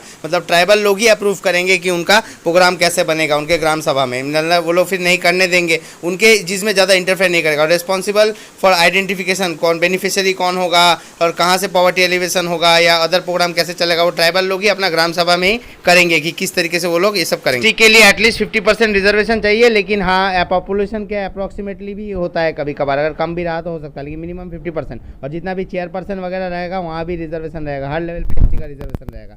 ये पेसा एक्ट है ही ST लोगों के लिए। का जो पंचायत रहता है वो फिर ग्राम का जो सभा रहेगा सभा से परमिशन लेता है रिगार्डिंग कि कितना खर्चा हुआ है नहीं हुआ है, जो यूटिलाइजेशन ऑफ फंड का एक सर्टिफिकेट लेता है, इतना पैसा मैंने यहाँ पे लगाया है, फिर जाकर उसका सर्टिफिकेट लेके आता है। 10 शेड्यूल ट्राइब जिसको नॉमिनेट नहीं किया गया है तो स्टेट गवर्नमेंट नॉमिनेट करेगा, लेकिन 110 से ज़्यादा नहीं, और ये अपर लेवल पे जैसे इंटरमीडिएट लेवल हो गया या जिला परिषद उसी में नॉमिनेट होगा, नीचे में तो नॉमिनेट नहीं होता है। कोई भी कारण से डेवलपमेंट एक्टिविटीज़ के लिए किसी को भी लैंड दिया जा रहा है, कोई भी कंपनी जैसे वेदांता ग्रुप या कोई भी ग्रुप को दिया जा रहा है, रिलायंस वहाँ पे कुछ बनाना चाहता है, तो ग्राम सभा को या तो पंचायत को अप्रोप्रिएटली कंसल्ट करना पड़ता है, उनके परमिशन से दिया जाएगा। कि एक्चुअल प्लानिंग या इम्प्लीमेंटेशन जो भी होगा, वो जो भी प्रोजेक्ट होगा वो तो स्टेट गवर्नमेंट स्टेट लेवल से ही करेगा। किसी भी आदमी को अगर आप वहाँ से हटा रहे हो, कोई कुंडलकुलम पावर प्रोजेक्ट बन रहा है कुछ भी, तो शेड्यूल एरिया का जो ग्राम सभा है उनसे कंसल्ट करके उनको रिहेबिलिटेट करना पड़ता है, ऐसे ही आप रिहेबिलिटेट नहीं कर सकते। एक बात यही है कि स्टेट गवर्नमेंट 1/10 अपर लेवल पे जो इंटरमीडिएट लेवल से ऊपर है ट्राइबल लोगों को नॉमिनेट करता है। तो वाटर बॉडीज होता है उसको भी पंचायत को रिस्पॉन्सिबिलिटी दिया जाता है कि आप अप्रोप्रिएट लेवल पे आप लोग थोड़ा उसको मैनेज कीजिए, प्लानिंग कीजिए। कोई माइनिंग या ऐसा कोई एक्टिविटी करना चाहता है लाइसेंस के लिए, वहाँ पे कंसल्ट करना पड़ता है, रिकमेंडेशन चाहिए ग्राम पंचायत का या तो सभा का, ग्राम सभा का। माइनर अगर कोई मिनरल्स का भी एक्सप्लॉयटेशन हो रहा है उसमें भी रिकमेंडेशन चाहिए ग्राम सभा या ग्राम पंचायत का। पंचायत या ग्राम सभा के पास पावर रहता है कोई भी इंटॉक्सिकेट सब्सटेंस को वहाँ पे प्रोहिबिट करना, रेगुलेट करना, इन्हें आप ज़्यादा सिगरेट वगैरह तम्बाकू गांजा नहीं बेच सकते, या तो ये आप बेच ही नहीं सकते, ड्रग्स तो आप बेच ही नहीं सकते इस तरीके से।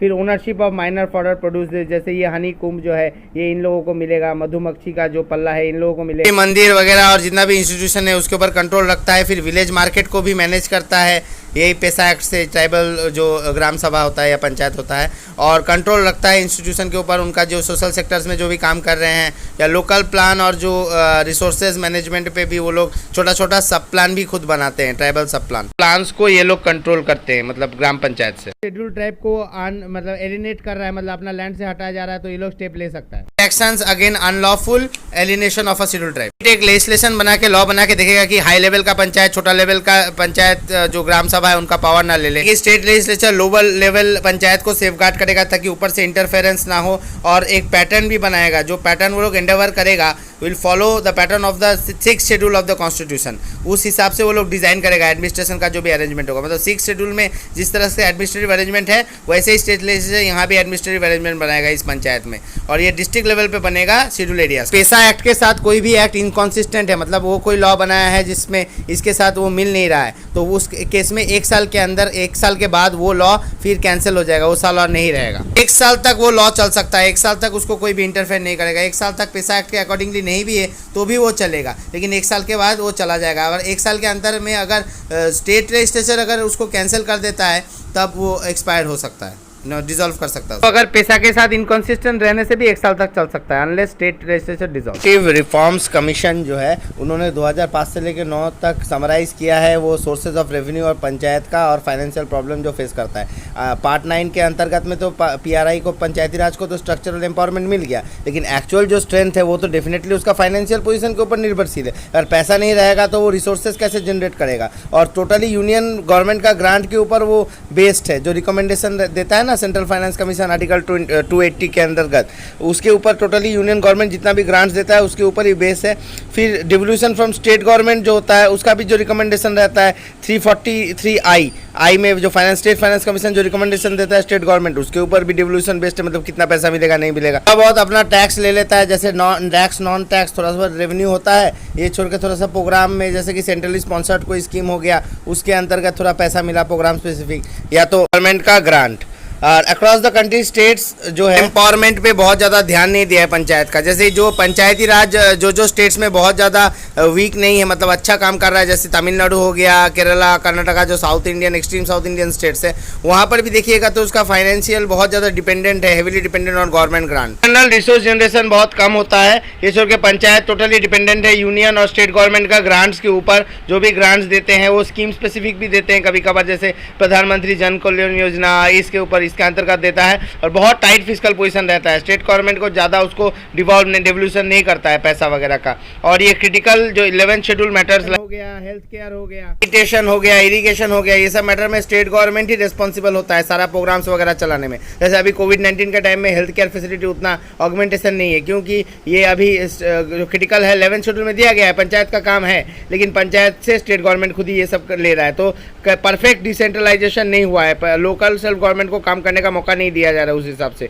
फाइनेंशियल ऑटोनॉमी नहीं है। पंचायत के पास इनएडुकेट रिसोर्सेज भी है, मैन पावर नहीं है, पैसा नहीं है वगैरह। पंचायत का फिर भी एक कंपैरेटिवली बेटर पोजीशन है, क्योंकि वो अपना टैक्स अपना डोमेन में कलेक्ट करते हैं, जैसे लोकल प्रॉपर्टी टैक्स ये वो। लेकिन अदर में आप देखेंगे जो इंटरमीडिएट है उसको ऊपर लेवल का है, वो लोग थोड़ा बहुत टॉल्स वगैरह से पैसा लेते हैं, नॉन टैक्स रेवेन्यू से लेते हैं। इन टैक्स रेवेन्यू तो मेन ग्राम पंचायत के पास ही रहता है। इस पंचायत को स्टेट का पंचायती राज एक्ट बहुत ज़्यादा पावर दिया है टैक्स कलेक्शन के, इसलिए ग्राम पंचायत का हालात बेटर है वो अपर दोनों का ओवर इंस्टीट्यूशन से। कलेक्शन का बात नहीं है, इससे क्या होता है ना, थोड़ा अकाउंटेबिलिटी बढ़ता है कि हाँ आपने इतना पैसा लिया तो क्या किया। लोकल गवर्नमेंट का भी एक ऑटोनॉमी बढ़ता है इससे। अगर अच्छे से काम करें, टैक्स पेमेंट करेंगे तो एक अकाउंटेबिलिटी रहेगा ना कि इतना पैसा तो आपको टैक्स पेमेंट किया था, लेकिन आपने रास्ता कैसे बनाया वगैरह, तो एक अकाउंटेबिलिटी रहता है, जिससे डायरेक्ट रिस्पॉन्सिबिलिटी रहता है और इससे डेमोक्रेटिक डिसेंट्रलाइजेशन होगा, अच्छा काम कर सकता है। लेकिन इंटरमीडिएट और डिस्ट्रिक्ट पंचायत जो होता है तो थोड़ा बहुत टैक्स लेते हैं, लेकिन नॉन टैक्स रेवेन्यू के ऊपर भी डिपेंड है। जैसे कि आपका फेरी सर्विस हो गया, मार्केट लगा रहा है कहीं पर, संडे मार्केट, ये मार्केट, पानी का सर्विस हो गया, फिर आपका रजिस्ट्रेशन ऑफ व्हीकल्स, सेस हो गया, स्टैम्प ड्यूटी, सारा स्टेट लेजिस्लेशन के हिसाब से सारा टैक्सेस जो है वो विलेज पंचायत के अंडर के आता है। जैसे कि हाउस टैक्स हो गया, फिर ऑक्ट्रॉय, फिर प्रोफेशन टैक्स, लैंड टैक्स, ज़मीन का जो खजना देना पड़ता है, प्रोफेशन का जो टैक्स देना पड़ता है, फिर व्हीकल का toll tax, entertainment tax, licence का जो फीस देना पड़ता है जो गाड़ी वगैरह का लाइसेंस लेते हैं, फिर नॉन एग्रीकल्चरल लैंड का जो भी टैक्स आपको देना पड़ रहा है, कैटल वगैरह रजिस्ट्रेशन, सैनिटेशन वगैरह रखने के लिए जो आप म्यूनसिपैलिटी से आके सैनिटेशन ठीक करके जाता है ना, नहीं अगर आप ले रहे हो कॉर्पोरेशन से या पंचायत से उसका टैक्स, फिर लाइटिंग रेट, ठीक है, जो लोकल जो आप बाहर जो लाइट जलाते हो आप रास्ते पे, education cess and trade on fair and festival, वो तो जो टैक्स जो होता है आपका जो छोटा मोटा जो मेला वगैरह लगता है उसका पैसा, फिर एजुकेशन सेस वगैरह, एजुकेशन भी तो लोकल 10 तक डेवलपमेंट मतलब लोकल सेल्फ गवर्नमेंट का है ना काम 10 तक। गाय का बिजनेस कर रहे हो तो रजिस्ट्रेशन ऑफ द कैटल का भी, या नॉन एग्रीकल्चर कोई काम इंडस्ट्री वगैरह कर रहे हो तो उसका भी। कोशिश करने के बावजूद ये 73rd अमेंडमेंट एक्ट 1992 लाने के बावजूद ये पीआरआई जो है पंचायती राज अभी भी ठीक से काम नहीं कर रहा है, क्योंकि एडुकेट डेवोल्यूशन नहीं हो रहा है, 3F नहीं है, मतलब फंड्स नहीं है, फंक्शन नहीं कर पा रहा है, फंक्शनरीज मतलब आदमी नहीं है काम करने के लिए। फाइनेंस कमीशन ने अपना रिकमेंडेशन तो दिया, लेकिन very few states implemented them. बहुत ज़्यादा कंट्रोल है ब्यूरोक्रेसी से। देखिए ग्राम पंचायत जो है उसको एक अच्छा पोजीशन में दिया गया, लेकिन सबऑर्डिनेशन में है, मतलब बहुत सारा काम जो है मैक्सिमम जो है विजिटिंग ब्लॉक ऑफिस में होता है। अब ये भी आप काम करने जाएंगे बोलेंगे ब्लॉक ऑफिस जाना पड़ेगा, फिर टेक्निकल अप्रूवल वगैरह वो भी लेना पड़ता है, तो ग्राम पंचायत का उतना पावर नहीं है अभी, ब्लॉक लेवल पे रहता है, इसीलिए तो आदमी बीडीओ बनना चाहता है ना, ब्लॉक से पैसा। फंड्स वगैरह के लिए ब्लॉक ऑफिस में हमेशा जो रहते हैं वो काफी बार ब्लॉक ऑफिस में जाते रहते हैं, वहाँ पे ऑफिस में बात करते रहते हैं पैसा के लिए, टेक्निकल अप्रूवल के लिए, इससे अंडरमाइन हो जाता है elected representative. Tired nature of fund में दो इम्प्लीकेशन है, एक है जो एक्टिविटीज कोई भी स्कीम हो रहा है, ठीक का हर जगह पे तो ये सारा एक्टिविटीज का दरकार नहीं है। जैसे कहीं पे नाव खुदवा दिया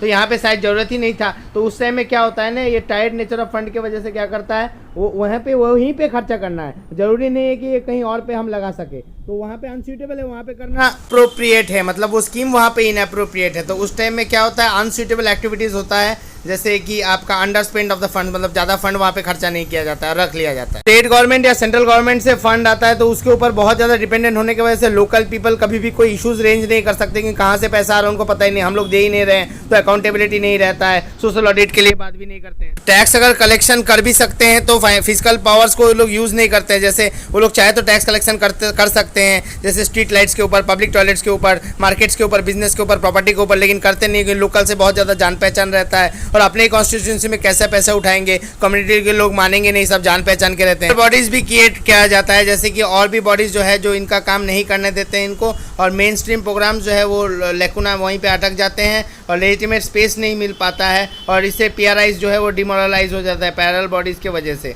सभा का एम्पावरमेंट करना बहुत ज़्यादा जरूरी है, लेकिन बहुत सारा स्टेट एक्ट जो बनाया गया है उसमें प्रॉपरली स्पेल नहीं किया है कि उनका क्या प्रॉपर पावर रहेगा, क्या प्रोसीड्योर से काम करेंगे, क्या पेनल्टीज रहेगा। सभा को एक प्रॉपर स्टेटस मिलना चाहिए, वो लोग कैसे काम कर रहे हैं नहीं कर रहे हैं, और जो प्रोसीडियर है प्रॉपरली मेंशन होना चाहिए स्टेट एक्ट में। पुअर इंफ्रास्ट्रक्चर बहुत सारा इलेक्टेड रिप्रेजेंटेटिव इलेक्टेड है, सेमी इलेक्टेड बहुत कम पढ़े लिखे होते हैं, और रोल्स और रिस्पॉन्सिबिलिटीज़ वो लोग नहीं समझ पाते, प्रोग्राम्स किस तरीके से काम करना है, और अच्छा नॉलेज नहीं होता है, पीरियडिक ट्रेनिंग वगैरह सब एब्सेंट है, अच्छा अपना बिल्डिंग भी नहीं होता, ऑफिस बिल्डिंग भी नहीं होता है प्लान वगैरह के लिए, इनका प्रॉपर डाटाबेस नहीं रहता है कि कहाँ से किस तरह से प्लानिंग हुआ, कितना पैसा कहाँ पे लगा है, 25% का तो ऑफिस बिल्डिंग नहीं रहता है, ट्रेनिंग नहीं रहता है, प्लानिंग का कोई मॉनिटरिंग सिस्टम नहीं रहता, लोग ऊपर से अनएजुकेटेड रहते हैं। 20% तो रिपोर्ट करता है, कोई कंप्यूटर ही नहीं है, कंप्यूटिंग फैसिलिटी ही नहीं है, बिल्डिंग ही नहीं है और कंप्यूटिंग नहीं है, तो कैसे काम करेगा। तो पोर इंफ्रास्ट्रक्चर की वजह से विलेज पंचायत जो है अच्छे से काम नहीं कर पा रहा है। 43 में डेफिनेशन है 243A ग्राम सभा, कॉन्स्टिट्यूशन ऑफ पंचायत 243B, मतलब वो जो 3 लेवल पे जो कॉन्स्टिट्यूट होता है ना, पंचायत लेवल, फिर ऊपर में और एक लेवल है 3 लेवल पे, उसी को बोलता है कॉन्स्टिट्यूशन। उसके बाद कॉम्पोजिशन है, मतलब किस किस से बनेगा, कौन कौन रहेंगे उसके अंदर में, तो वो है C 243C। उसके बाद D से याद रखिएगा reservation of seat, SC ST, फिर OBC तो नहीं है एक्चुअली, वो गर्ल्स वुमेन। तो फिर ड्यूरेशन ऑफ पंचायत जो है कितना दिन के लिए चलेगा, 5 साल के लिए। E है वो, मतलब फालतू है, डिस्क्वालीफाई कर दीजिए, डिस्क्वालिफिकेशन। G मतलब पावर्स, अथॉरिटी, रिस्पॉन्सिबिलिटीज़ जो है, हाँ, जिसका पास पावर रहता है उसको आदमी जी बोलता है, पावर्स। H मतलब आपका है impose tax of the funds of the, जो टैक्स इम्पोज कर सकता है। H में मतलब फाइनेंस कमीशन जो फाइनेंशियल पोजीशन को रिव्यू करेगा। J मतलब ऑडिट ऑफ पंचायत, जो ऑडिट करेगा अकाउंट्स वगैरह का, J। फिर आपका K है इलेक्शन और टू पंचायत। L है मतलब जो जगह पे अप्लाई करेगा, लग जाएगा जहाँ पर, वो यूनियन टेरिटरी। फिर M मतलब मैं मतलब not apply in certain areas, मतलब मेरे पे ऊपर ये सारे पार्ट्स अप्लाई नहीं करेंगे। और N मतलब नो मतलब कंटिन्यू करूँगा मैं, कंटिन्यूएंस ऑफ एग्जिस्टिंग लॉ, मेरा जो पहले था वही कंटिन्यू करेगा, एंड पंचायत जो भी था वो कंटिन्यू करेगा। N मतलब नो, मतलब मेरा पहले जो भी था वही कंटिन्यू करेगा। फिर O मतलब बार ऑन इंटरफेरेंस, मतलब कोर्ट कोई भी मैटर पे इंटरफेयर नहीं करेगा इलेक्टोरल मैटर्स पे। हर स्टेट में 3 टायर है, लेकिन जैसे देखिए आसाम में अलग नाम है, गोवान पंचायत, आंचलिक पंचायत, जिला पंचायत। फिर यहाँ पर फिर विलेज पंचायत समिति, जिला परिषद बिहार में। बिहार और बंगाल का लगभग एक ही में, जैसे क्षेत्र पंचायत इंटरमीडिएट लेवल को बोला जाता है, और बंगाल में ग्राम पंचायत, पंचायत समिति और लास्ट में जिला पंचायत। हर जगह पे 3 टायर स्ट्रक्चर है, लेकिन फिर अलग अलग नाम से जाना जाता है हर स्टेट में। 48-49 में कॉन्स्टिट्यूशन बनाने के टाइम में कॉन्स्टिट्यूंट असेंबली में डिबेट स्टार्ट हो गया था पंचायत का रोल लेकर कि कैसे करें। 49 में जब कॉन्स्टिट्यूशन आया तो 1950 में कॉन्स्टिट्यूशन जब आया, directive principle of state policy में मेंशन किया हुआ था आर्टिकल 40 में। फिर 52 में कम्युनिटी डेवलपमेंट प्रोग्राम स्टार्ट हुआ 2 अक्टूबर को। 7 में बलवंत राव कमेटी अपॉइंट किया गया था, रिपोर्ट भेजा था नवंबर में। और फिर 58 में सेवरल गवर्नमेंट जो है एनैक्ट किया था 60 तक, जैसे कि पहला जो राजस्थान था 59 में किया था, फिर आंध्र प्रदेश, फिर बहुत सारा और भी कंट्री किया था बलवंत राव जी का कमेटी रिपोर्ट के ऊपर। मैंने फर्स्ट जनरेशन पंचायत देखा था अंडर जवाहरलाल नेहरू इन 1959 राजस्थान में। 1958 से एक्ट आना चालू किया था। 1959 2 अक्टूबर में क्या हुआ, नौगर में आया था पहली बार राजस्थान में। और 1964 से लेकर 77 तक बहुत डिक्लिनेशन चल रहा था, खराब चल रहा था, तो काफ़ी सारा रिपोर्ट वगैरह कर रहे थे। फिर 1977 में तो अशोक मेहता कमेटी आया था जी का, कमेटी रिपोर्ट के बाद अशोक मेहता जी का। फिर 1978 में सेकंड जनरेशन स्टार्ट हुआ था, वो जहाँ पे पंचायत इलेक्शन करवाया गया था, वेस्ट बंगाल ने किया था, पार्टी लाइन्स पे करवाया था, CPM गवर्नमेंट था उस टाइम, वो सेकंड जनरेशन था। फिर उसके बाद कर्नाटका ने इनेक्ट किया नया पार्लियामेंट एक्ट 1983। 1984 में हनुमान राव कमेटी अपॉइंट किया था डिस्ट्रिक्ट लेवल प्लानिंग देखने के लिए, डिस्ट्रिक्ट लेवल प्लानिंग कैसा चल रहा है नहीं चल रहा है, वो प्लानिंग कमीशन ने अपॉइंट किया था 1982 सितंबर में। उन्होंने रिपोर्ट दिया था मई महीने में। फिर 1985 में कर्नाटका ने अपना PR एक्ट को लाया और उसको फिर प्रेसिडेंट एक्शन मिल गया 14 अगस्त को। 1985 में फिर GVK राव कमेटी आया था, GVK राव कमेटी जो एडमिनिस्ट्रेशन एस्पेक्ट देख रहा था, एडमिनिस्ट्रेशन कैसे चल रहा है। उन्होंने बोला नहीं था कि बहुत ज़्यादा एडमिनिस्ट्रेटिव ब्यूरोक्रेटिक हर्डल्स है, तो क्यों ना हम इसको एक डिस्ट्रिक्ट का एक कमिश्नर बनाए और फिर इस तरीके से काम करें। के राव कमेटी को प्लानिंग कमीशन ने अपॉइंट किया था। फिर उसके बाद वेस्ट बंगाल और कर्नाटका ने जो मॉडल को अपनाया था, जैसे कि 78 में वेस्ट बंगाल ने और फिर उसके बाद कर्नाटका ने, तो 1986 में उसको फिर आंध्र प्रदेश ने भी अपनाया उसका मॉडल को। फिर 1987 में पंचायत इलेक्शन करवाए थे कर्नाटका ने। फिर 1990 से लेकर 1992 तक पार्लियामेंट जो है डिसॉल्व हो गया था and brought under administration in Karnataka. Institutionalisation of Panchayati Raj में सबसे पहले 1986 में फर्स्ट कमेटी था सिंघवी कमेटी, जो 27 नवंबर को रिकमेंडेशन दिया था कि स्टेटस करेगा कॉन्स्टिट्यूशनल वाला। फिर उसके बाद कंसल्टेटिव कमेटी बहुत सारा अपॉइंट किया गया था, सब कमेटी था ठंगन कमेटी, सब पार्लियामेंट्री कमेटी का सब कमेटी था, कंसल्टेटिव कमेटी का सब कमेटी 1988 में लाया गया था कॉन्स्टिट्यूशन अमेंडमेंट को कंसीडर करने के लिए। 1989 में 64th कॉन्स्टिट्यूशन अमेंडमेंट द्वारा राजीव गांधी जी ने लाया था, लेकिन फिर राज्यसभा में जाके डिफीट हो गया। 1990 में 74th अमेंडमेंट द्वारा VP सिंह का गवर्नमेंट लाए थे, लेकिन उनका गवर्नमेंट ही नहीं रहा, लैप्स हो गया, तो 2 इनफिटाइल अटेम्प्ट था। 91 में अमेंडमेंट लाया गया था पार्लियामेंट में, 72nd अमेंडमेंट और 73rd अमेंडमेंट, उसके बाद जो 72nd था वो पंचायत के लिए था। देखिए अमेंडमेंट बिल जब था वो 72nd था, जब एक्ट बना वो 73rd अमेंडमेंट बना, और 73rd अमेंडमेंट बिल जो था वो जब एक्ट बना वो 74th अमेंडमेंट एक्ट बना था। तो ये दोनों 1991 में आया था। तो 1991 में अमेंडमेंट आया था, एक्ट आया था आपका, मतलब बिल आया था, एक्ट आया था 1992 में जब पास हो गया, और फिर दिसंबर में पास हुआ था दोनों ही, ठीक है, एकदम लास्ट में 1992 का। फिर उसके बाद एक दिन के अंदर राज्यसभा से भी पास हो गया था। फिर 1993 में 73rd अमेंडमेंट एक्ट आ गया 1992 का, और वो जो है फोर्स में आया था 24 अप्रैल से 1993 का। और फिर मतलब एक्ट आया था 1992 में, बिल आया था 1991 में, और फोर्स में आया 1993 में। और ये 74th अमेंडमेंट जो था वो 1 जून को आया था, और 73rd जो आया था वो 24 अप्रैल को आया था। इंटू फोर्स अगर होगा तो 1993 में ही होगा, और बिल अगर बोलेगा तो 1991 में बोलेगा। 1993 से लेकर 1994 तक सारा गवर्नमेंट ने कन्फर्म किया उसको, एक साल के अंदर में कन्फर्मिटी एक्ट्स बनाया, उसके हिसाब से अपना अपना एक्ट बना लिया, क्योंकि एक साल का ही टाइम दिया गया था ना कि सारा गवर्नमेंट को, स्टेट गवर्नमेंट को अपना एक्ट बनाने के लिए। फिर 1994 में पहला इलेक्शन करवाया था मध्य प्रदेश ने अंडर 73rd अमेंडमेंट एक्ट 30 मई को। 1996 में पेसा एक्ट आया था जो 73rd अमेंडमेंट को शेड्यूल एरियाज में एक्सटेंड कर रहा था। फिर केरला गवर्नमेंट ने पीपल्स प्लान कैंपेन लगाया था 1996 में। 23 साल बाद इलेक्शन हुआ था पंचायत का 2001 में। फिर 2001 में 83rd अमेंडमेंट एक्ट 2000 अमेंड किया टू रिजर्वेशंस जो था उसको हटाने के लिए। एससी कम्युनिटी तो अरुणाचल प्रदेश में था ही नहीं, तो उस रिजर्वेशन को हटाना जरूरी था। 2001 में वही 83rd अमेंडमेंट द्वारा हटाया गया। कोर्स बनाया गया था, एक कमेटी बनाया गया था जिसमें ललित माथुर जी चेयरमैन थे। 2001 में रिपोर्ट भी 2001 में ही दिया गया है, जो devolution of powers of functions of the panchayat Raj institution कितना हुआ है वो देख रहा था, मतलब कितना डिवॉल्व किया है, कितना पावर आया है और कितना फंक्शन नीचे गया है। 2001 में वो स्टडी किया। फिर एक एक्सपर्ट ग्रुप आया था ग्रास रूट लेवल पे स्टडी करने के लिए, प्लानिंग हो रहा है कि नहीं, वो रामचंद्रन ने किया था। रामचंद्रन ने 2005 में रिपोर्ट किया था 2006 में। फिर preparation of manual district planning एक आया था टास्क फोर्स। संधू 2008 में अपॉइंटेड हुआ था, 2008 में ही रिपोर्ट दिया। 2010 में रामचंद्रन जी के अंडर में 2012 में रिपोर्ट किया था committee on restructuring of DRDA, मतलब डिस्ट्रिक्ट रूरल डेवलपमेंट एजेंसी। फिर expert committee on leveraging panchayat को देख रहा था कि वो लोग एफिशिएंट डिलीवरी कर रहा है कि नहीं पब्लिक गुड्स एंड सर्विसेज को। इसके लिए मनी शंकर आयर को लाया गया था क्योंकि एफिशिएंट डिलीवरी हो रहा है कि नहीं पब्लिक गुड्स एंड सर्विस 2012 में, और रिपोर्ट दिया था 2013 में। सेल्फ गवर्नमेंट का सब्जेक्ट 7 शेड्यूल में आता है और ये स्टेट लिस्ट में आता है। पंचायती राज सिस्टम को 22 दिसंबर 1992 में लोकसभा में पास हुआ था और 23 दिसंबर में 1992 में राज्यसभा में पास हो गया। के अंदर में हर चीज़ का डेफिनेशन दिया गया है, जैसे पंचायत, इंटरमीडिएट लेवल, विलेज क्या होता है, का कुछ भी नाम हो सकता है। देखिए भाई, whatsoever name called self government के लिए रूरल एरियाज में को गवर्नर स्पेसिफाई करते हैं, एक ग्रुप ऑफ विलेज को भी स्पेसिफाई कर सकते हैं, पब्लिक नोटिफिकेशन करते हैं गवर्नर। इंटरमीडिएट लेवल मतलब जो लेवल जो है विलेज और डिस्ट्रिक्ट लेवल के बीच में है, specified by the governor by public notification for the purpose. State election commissioner का ऑफिस भी इंडिपेंडेंट होता है, इसलिए जज ऑफ हाई कोर्ट की तरह उसको रिमूव किया जाता है। और जिस तरीके से जज, CGI नहीं जज, तो इसके लिए पार्लियामेंट जो है वो एक आपका मतलब पास करता है रेजोल्यूशन या कुछ करके, फाइनली पार्लियामेंट अपना रिकमेंडेशन देकर प्रेसिडेंट उनको रिमूव करते हैं। गवर्नर का कोई रूल नहीं है, स्टेट गवर्नमेंट चाहे तो गवर्नर को बोल के नहीं रिमूव कर सकते। 19 में अभी टोटल 10 ट्राइबल एरियाज है, जिसमें आपका ये शेड्यूल 6 में जितना 4 जो आपका स्टेट्स है जैसे त्रिपुरा, असम, मेघालय और मिजोरम, उसमें से टोटल 10 ट्राइबल एरियाज है जो ऑटोनोमस डिस्ट्रिक्ट में आता है 2019 में।